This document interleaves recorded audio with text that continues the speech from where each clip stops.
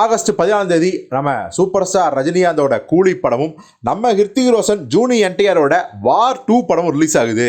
இந்த 2 படங்களில் எந்த படம் ஜெயிக்கும் அப்படிங்கிறது போய் இந்த 2 படங்கள் ரிலீஸ் ஆனாலும் கூட 2 படங்களுக்குமே எதிர்பார்ப்பு அதிகமாக இருக்கு.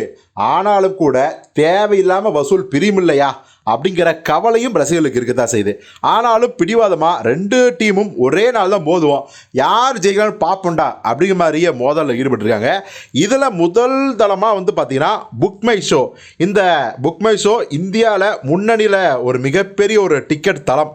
அங்கே தான் டிக்கெட் வாங்குவாங்க. ஸோ ஒரு படத்தோட அட்வான்ஸ் புக்கிங் எவ்வளவு போயிட்டுருக்கு, என்ன மாதிரியான ஒரு இன்ட்ரெஸ்ட்டை ரசிகர்கள் காட்டிட்டுருக்காங்க, அதை வச்சு அந்த படத்தோட செல்வாக்கை நாம் கணக்கிட முடியும். ஸோ இன்ட்ரெஸ்ட் கவுண்ட் அப்படிங்கிற அந்த படத்தோட ஹைப் எவ்வளவு இருக்குங்கிறத நம்மளால் புரிஞ்சுக்க முடியும். இப்போ அது மாதிரி தான் புக் மை ஷோவில் பார்த்தீங்கன்னா இப்போ 2 படமும் ஆகஸ்ட் 14 ரிலீஸ் ஆகுது இல்லையா.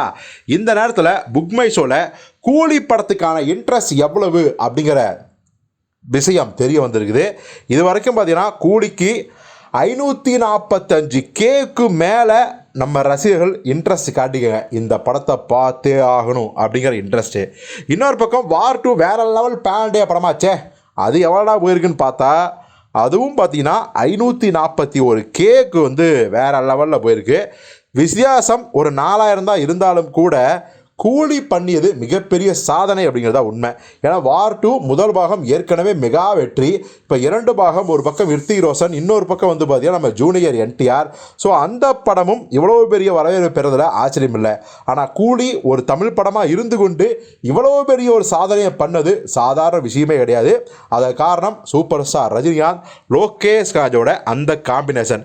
ஸோ இந்த book my show interest count அப்படிங்கிற அந்த விஷயத்திலேயே நம்ம கூலி வார் 2 படத்தை அசால்ட்டாக ஓரம் கட்டிடுச்சு. ஸோ பட ரீதியாக ஆடியன்ஸ் இந்த கூலி படத்தை எந்த அளவுக்கு கொண்டாட போகிறாங்க, வார் 2வை எந்த இடத்துல வைக்க போகிறாங்க, கூலிக்கு முன்னாடியா கூலிக்கு பின்னாடியா அப்படிங்கிறதையும் நாம் பொறுத்திருந்து பார்ப்போம்.